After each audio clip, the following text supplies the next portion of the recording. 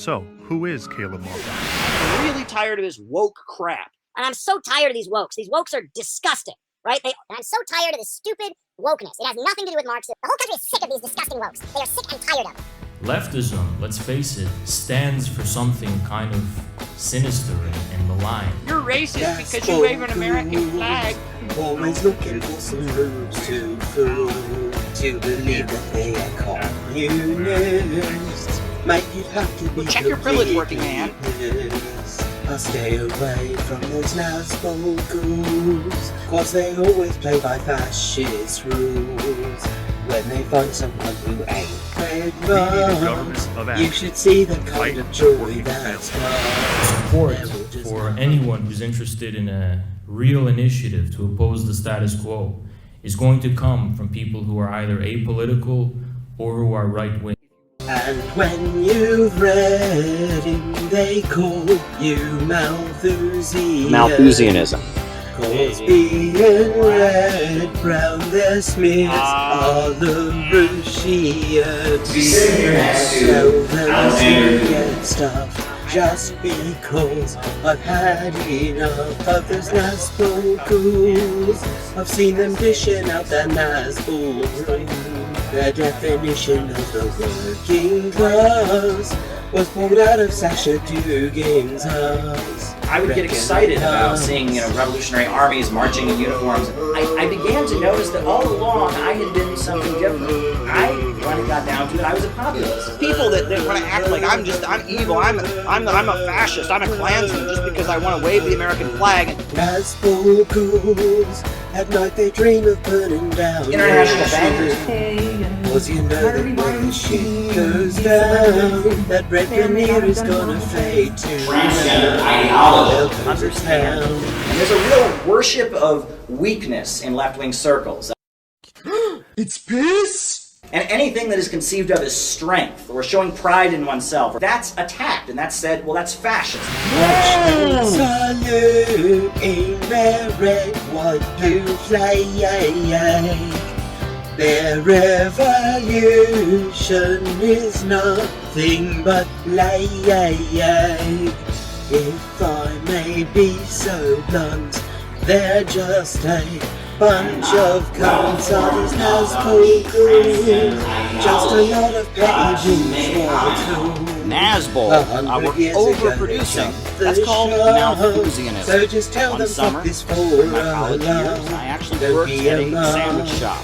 Working people are trying to get rid of slime. Whenever you hear the term Red-Brown Alliance, what you're hearing is a pro-austerity buzzword. These horrible social chauvinist, fascist sympathizing, quote-unquote communists. If someone says you're an asshole, they mean that you're part of this punk rock breakaway with the Communist Party. Nazbol Ghouls, fucking Nazbol Ghouls. Just can't be fucked with those Nazbol Ghouls. Fucking Nazbol Ghouls. Just can't be fucked with those We have seen George Soros' dirty hands all through your political fact. That message is stay the hell away from us. That's our message. Stay the hell away from us. We're not bothering you. CPI! CPI! CPI! It's good to see so many normal people in here, and it's a beautiful thing. It's a beautiful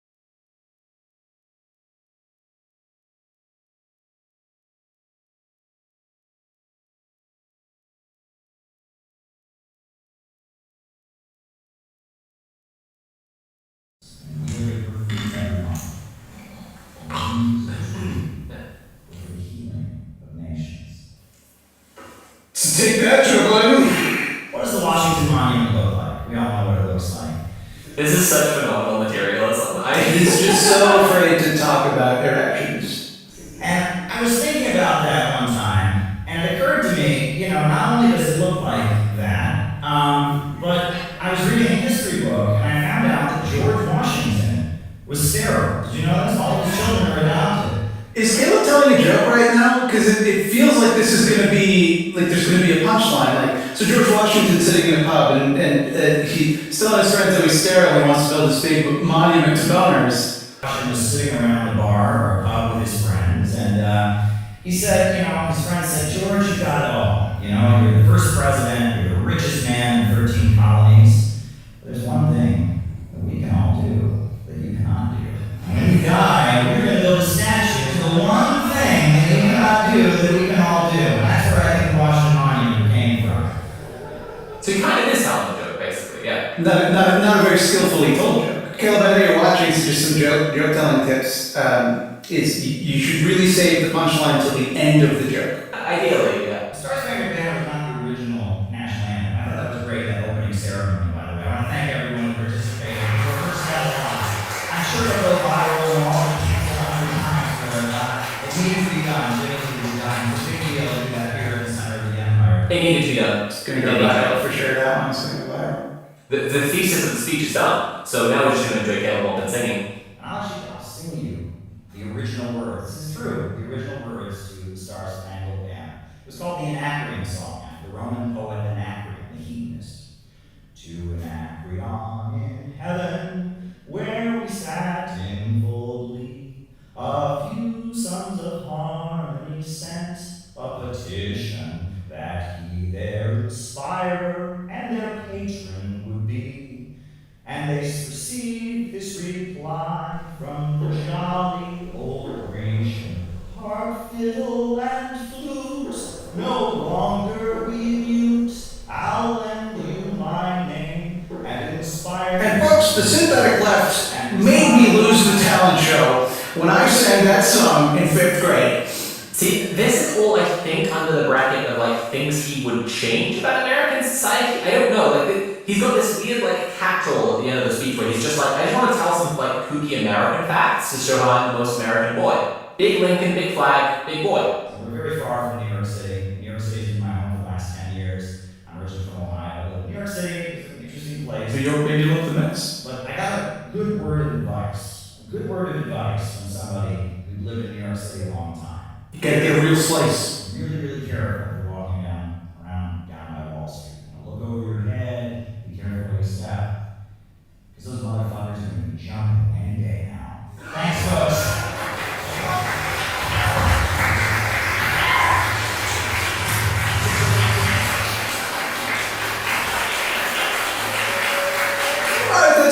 That's a pretty good like line. And then he's got like the one moment ever in his life where he's looked cool, and then he just struggles with the microphone like fucking Jerry Lewis. No, you love maths. It's your favorite thing. Famously, yes. So here's Caleb Maupin. He's very mad because Bush said that barely anyone came to the conference, and he's really mad about it. And yeah, towards the end, after the Q&A was over, after people were kind of getting out there in the Q&A, people had been there since 1 in the afternoon. It was almost midnight. It got a little bit smaller towards the end of the day.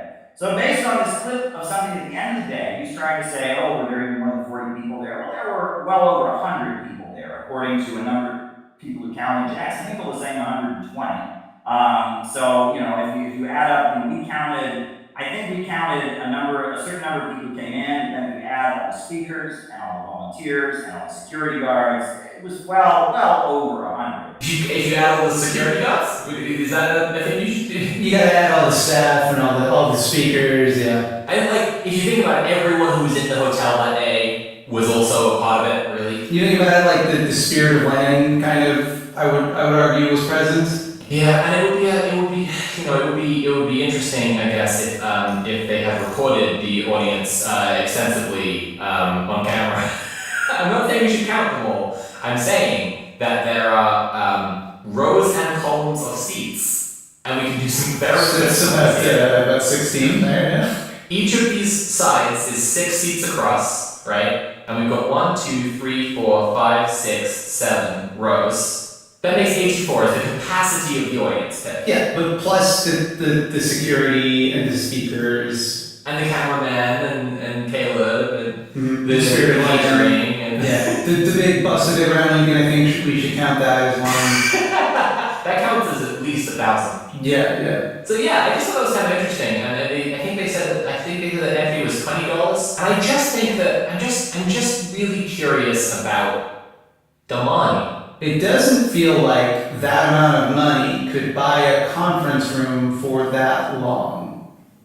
Or buy a custom-made, because it would have to be custom-made. I mean, you don't think that's off the rack? Yeah, they just pop down to the giant Lincoln Head store in Austin, Texas. And the cameras and the equipment and the paying, I have to assume they're paying people, because that would suck to have to be there for 11 hours and you're just in this hot room in Texas, listening to these speeches for 11 hours for nothing, right? And then there's trips to Venezuela and Nicaragua, and I'm just curious. I'm only asking questions. Well, we know for a fact that, as Caleb said, he's associated with a number of states. He was probably paid for by Occupy Wall Street. Yeah, I think that's me. I think that's Caleb. I think that's CPI. Sophie. Yes, sir. Where can my audience find you? And I don't know if you can help me with this, but is there also a way that my audience can not only find you, but support trans kids? Funnily enough, I am working on something to directly help people who are oppressed. From the 20th to the 22nd of May, my co-hosts on the Red Planet Weekly stream and I will be doing a huge fundraiser event where we're all streaming as much as we can in those 3 days, raiding into each other and trying to raise money for 3 charities across the US and UK who are directly trying to help trans kids in this war on trans people that's going on. Yeah, that'll be on my Twitch, which is Sophie from Mars. It'll also be on DJ Mule, Hero Chats, and Conquest of Red across those 3 days, which will be very exciting. We'll have lots of guests, including Mildred. But if you want to find my stuff more broadly, you can check out patreon.com/Sophie from Mars, which is kind of the hub of everything I do. A YouTube channel, Sophie from Mars, and I have a YouTube video there called Conspiracy on the Left. If you wanted a lot more detail about these guys specifically, but I can't imagine why you would after we've made you sit through all of this. One day, we will achieve a bright, beautiful, revolutionary future where Jordan Peterson endorses Caleb Maupin and the CPI.